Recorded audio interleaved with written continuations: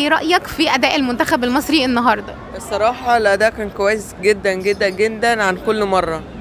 فالصراحة كان في تظلم شوية في التحكيم، كان لينا ضربة جزاء في أول المنطقة، والأداء كان الصراحة كويس جدا عن كل مرة، ومش زعلانين عادي. يعني المكسب اللي هو احنا خسرنا قدام الأرجنتين اللي فيها ميسي، طبعا ده ميسي. احكي لي ايه شعورك او ردة فعلك في الأجوان اللي جت في آخر ربع ساعة؟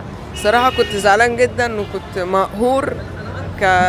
بعد ما احنا كنا سجلنا الأول تلات تجوان وواحد اوف سايد، كنا فرحانين وكل الناس دي جدا فرحانة. لكن بعد ما جابوا التجوان في الآخر في آخر 5 دقايق أكيد كلنا زعلنا. وجه رسالة للمنتخب المصري. إن شاء الله أتمنى لكم الفوز السنة الجاية وإحنا قدها إن شاء الله. هو كأس العالم كل 4 سنين يعني مش السنة الجاية، يعني يعني. المرة الجاية. ان شاء الله. انا بشكرك جدا.